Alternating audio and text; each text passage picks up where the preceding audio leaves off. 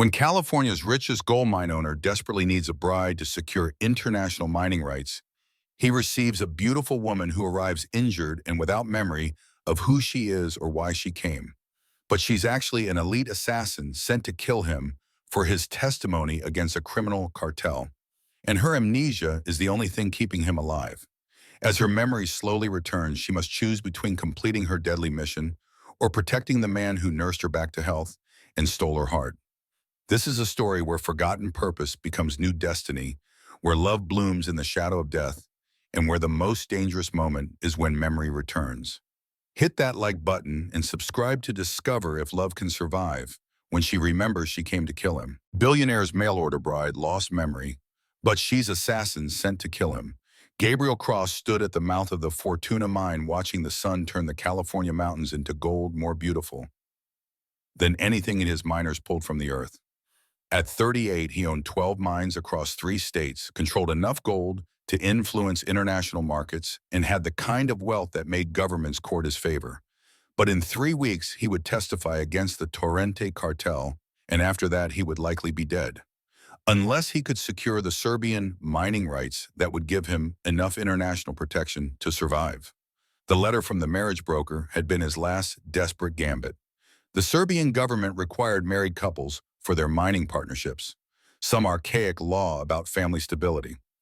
His advertisement had been specific educated woman, comfortable with isolation available immediately for marriage and international travel. Only one response had met his timeline. Sophia Marchetti, 29, from San Francisco. Her letter had been brief but compelling. I am educated, speak 5 languages, and have no family ties to complicate your life. I seek a new beginning far from old shadows. Your urgency matches mine. The photograph showed a stunning woman with dark hair and green eyes that seemed to hold secrets. But then again, Gabriel had his own secrets, so who was he to judge? Now she was arriving, and Gabriel stood at his private railway station built to transport gold, but today carrying something more precious: hope for survival. The train pulled in with a shriek of brakes and steam. Gabriel waited, watching passengers disembark. No one matching Sophia's description appeared. Confused, he boarded the train, searching. He found her in the last compartment, unconscious and covered in blood. My God. Gabriel checked for a pulse. Weak but present. Her head bore a massive gash. Her clothes were torn, and her hands were scraped raw as if she'd been in a fight. What happened? He demanded of the conductor. Found her like this at the last stop. She had a ticket to your station, Mr. Cross. Thought she might be your guest. Should I fetch the sheriff? No. Gabriel's instincts, honed by years of dealing with dangerous people, screamed danger, but also opportunity. An injured woman with no witnesses meant no questions about quick marriages. I'll handle this. She's expected. He carried Sophia to his carriage, her body limp but breathing. She was lighter than expected, but muscle firm in a way that suggested physical training. Her clothes, though torn, were expensive. Her hands, despite the injuries, had calluses in strange places, the kind that came from handling weapons, not needlework. The Cross estate sprawled across 1,000 acres of mountain and valley, the house itself a fortress of stone and timber, built to withstand siege or earthquake. Gabriel had designed it himself, paranoid even before the cartel had marked him for death. Dear God, Gabriel! His housekeeper. Mrs. Chen rushed forward as he carried Sophia inside. What happened? Train accident, I think. Or attack. Get Dr. Morrison. Quietly. While waiting for the doctor, Gabriel cleaned Sophia's wounds with gentle efficiency. The head injury was severe but not fatal. The defensive wounds on her hands suggested she'd fought someone. But it was the tattoo he found on her shoulder blade that chilled him. A small raven carrying a blade. The mark of the Corvus Guild, the world's most elite assassins. His bride-to-be was a killer. The question was, had she come to kill him, or was she running from her own death? Doom. Morrison arrived within the hour, an old friend who asked no questions about the injured woman in Gabriel's bed. Severe concussion, he diagnosed after examination. Possible skull fracture. She may have significant memory loss if she wakes. When she's strong. But Gabriel, these injuries aren't from a simple accident.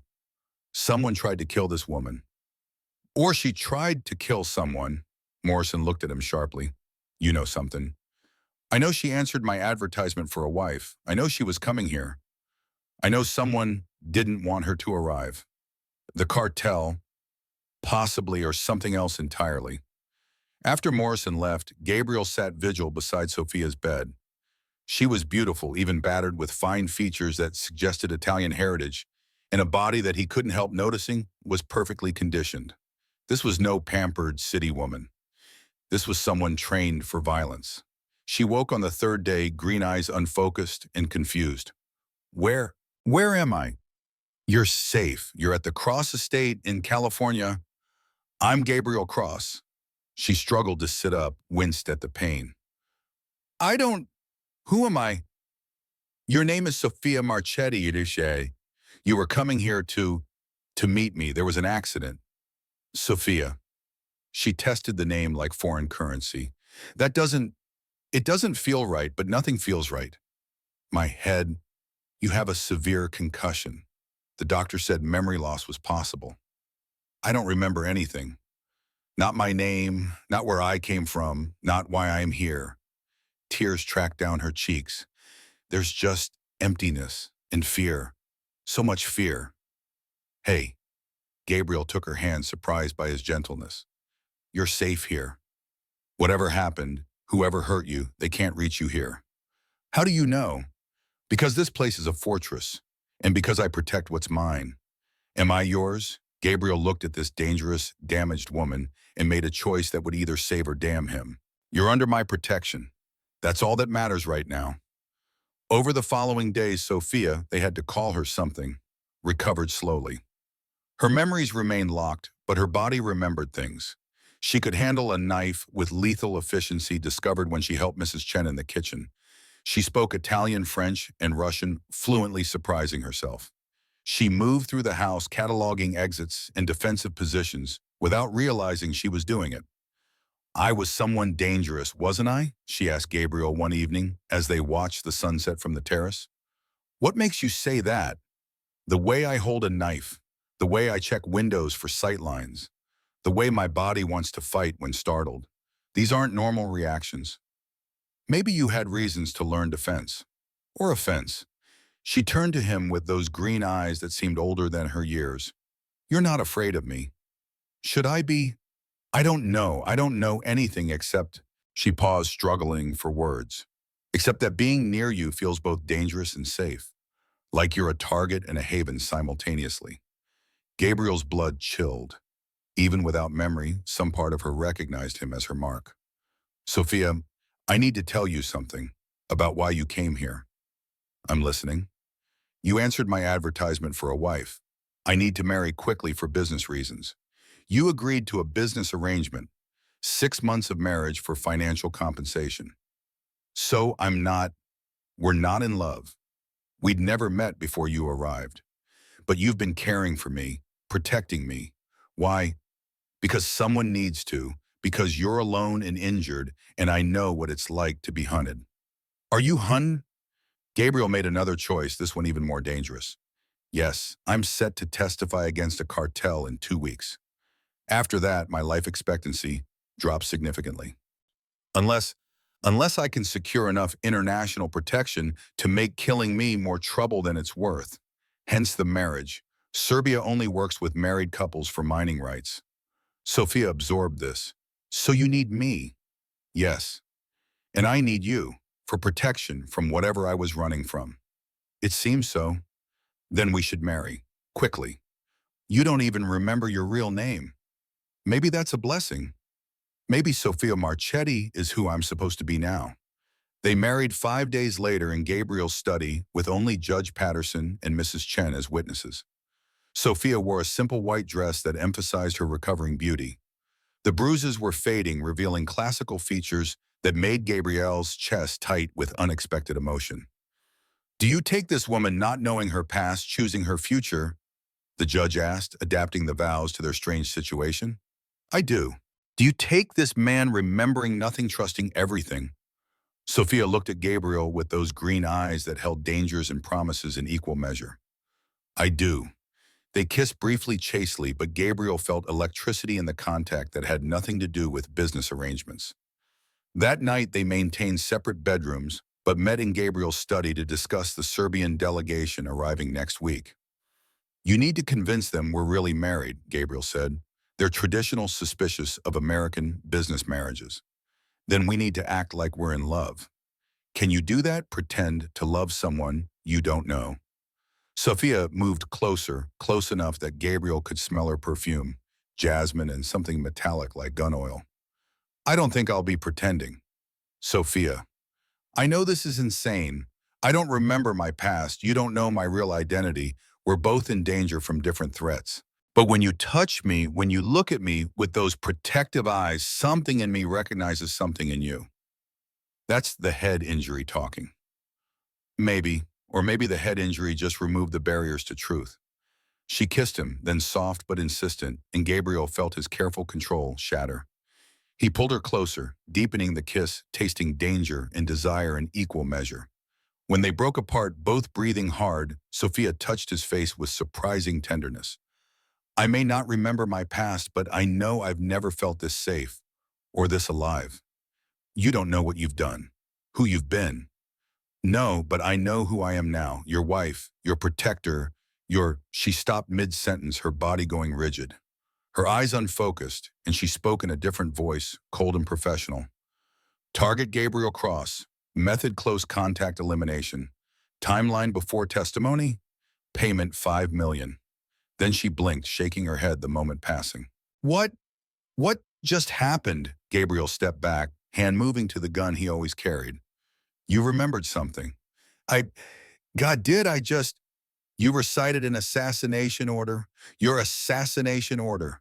For me. Sophia sank into a chair, hands shaking.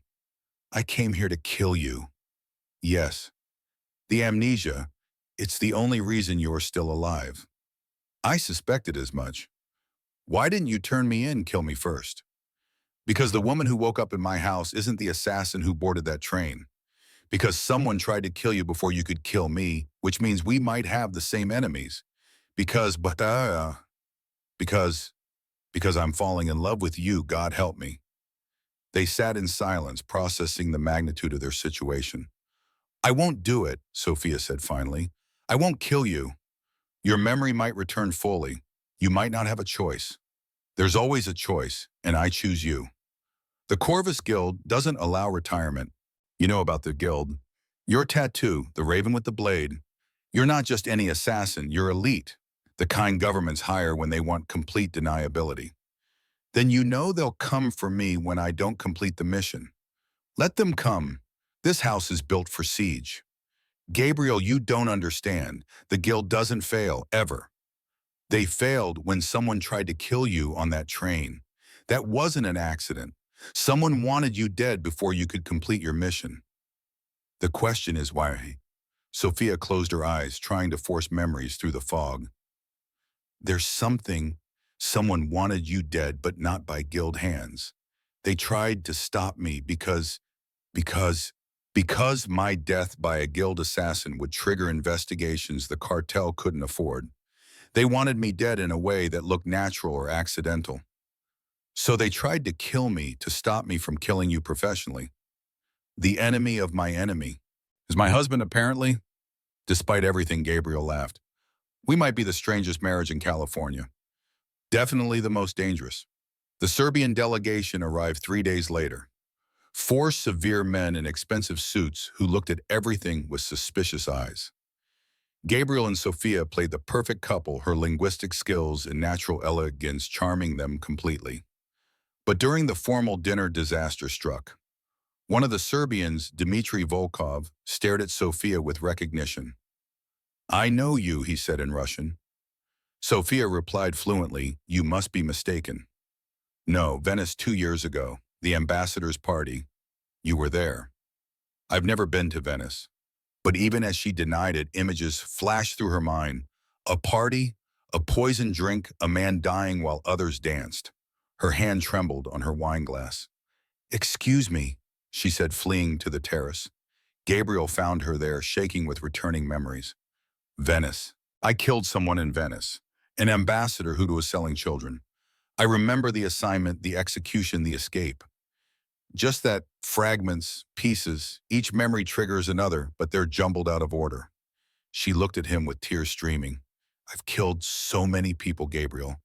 Some deserved it. Some were just contracts. How can you love a monster? Because the monster didn't choose to marry me. The woman did. The one who woke up free from her past and chose to protect me instead of complete her mission. What if all the memories come back? What if I become that person again? Then we'll face it together. They were interrupted by gunfire. The house erupted in chaos as armed men stormed the grounds. Not cartel, but guild operatives come to either retrieve or eliminate their rogue assassin. Gabriel's security engaged the attackers while he and Sophia barricaded themselves in his fortified study. She moved with returning muscle memory, checking weapons, evaluating defensive positions. They're here for me, she said, loading a rifle with practiced ease. They're here for both of us. The guild doesn't leave witnesses. Gabriel, I need to tell you something. In case we don't survive. We'll survive. Listen, my name isn't Sophia. It's Serafina Valdez. I was recruited by the guild when I was 16 after my family was murdered by the same cartel you're testifying against. Torrente killed your family. My father was a federal judge in Mexico. He refused their bribes, so they killed everyone. I survived barely. The guild found me, trained me, gave me purpose. Revenge. At first, then it just became what I was. A weapon for hire. Until you. What about me? You were supposed to be just another target, but when I researched, you learned about your testimony against Torrente, something in me recognized a kindred spirit. Someone else fighting the cartel. So you came to kill me anyway. I came conflicted. Then someone tried to kill me on the train. Guild protocol for compromised operatives. They must have sensed my hesitation. The attack intensified. Gabriel's security was good, but the guild was better. Soon the attackers had breached the house itself.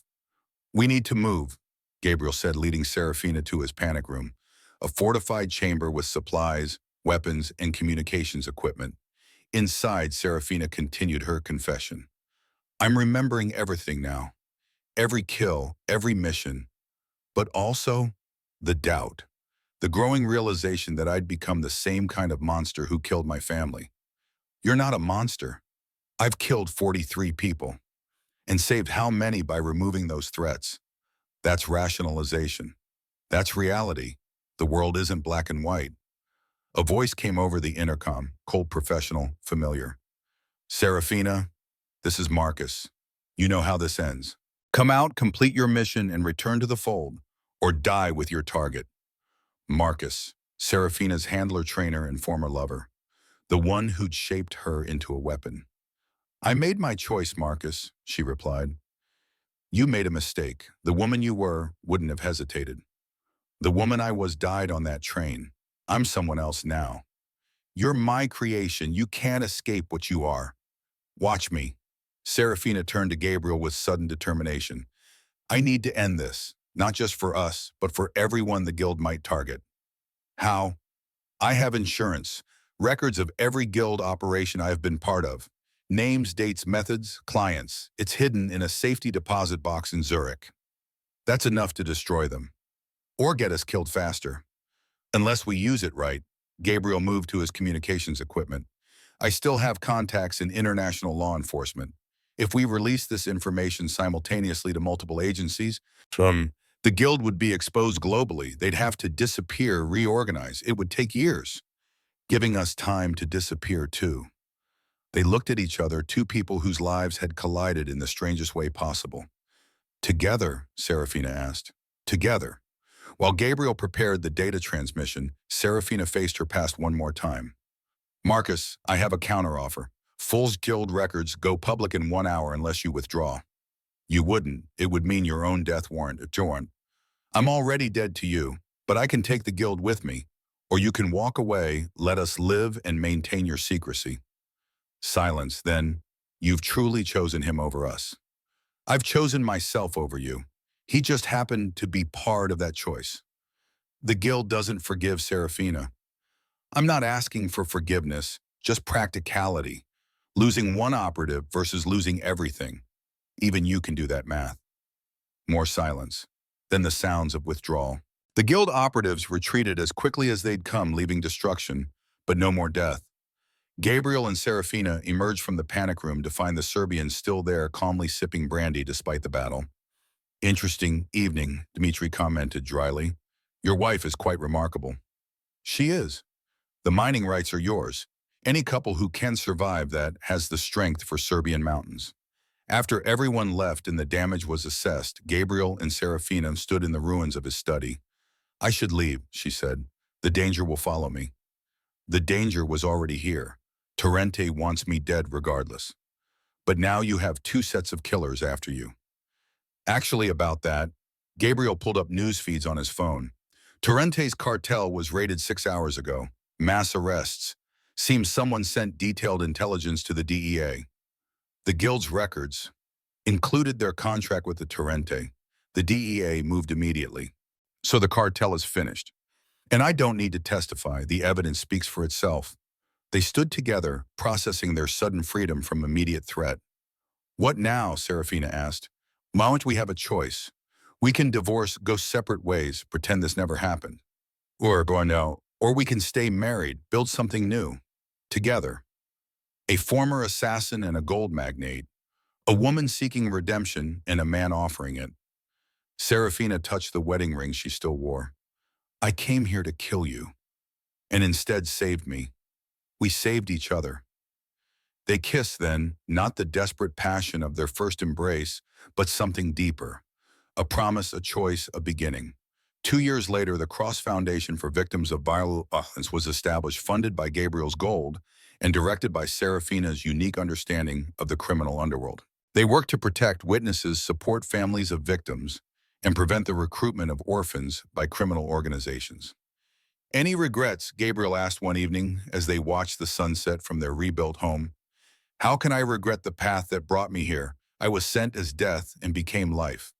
I came as a weapon and became a wife. The memories don't haunt you. They remind me. Every life I took pushes me to save two more. It's mathematics of redemption." Very precise. I was trained to be precise. Now I use that training differently. Their first child was born a year later, a daughter they named Hope for what she represented.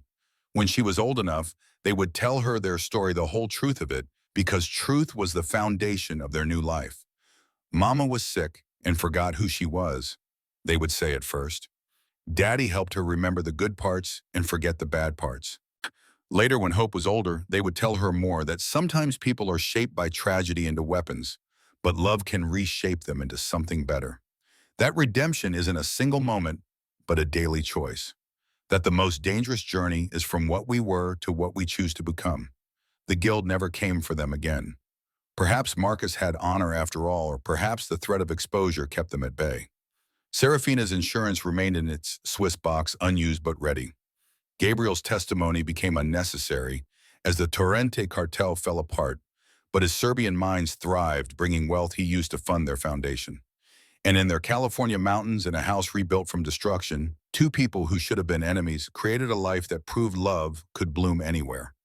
Even between an assassin's assignment and a target's heart, even in the shadow of forgotten violence, even when memory returns to find something better than what was lost. "I love you," Serafina would whisper each night, a ritual of choosing. "I love you too." Gabriel would reply, "Whoever you were, whoever you are, whoever you're becoming." And in the darkness, with the weight of her recovered memories balanced by the lightness of their chosen future, Serafina would smile and know that sometimes amnesia isn't a loss but a gift, a chance to become who you were meant to be rather than who you were made to be. The gold mine magnate and his amnesiac angel, who turned out to be neither amnesiac nor angel, but something better, a woman who chose love over death, redemption over revenge, and a future over a past that no longer defined her.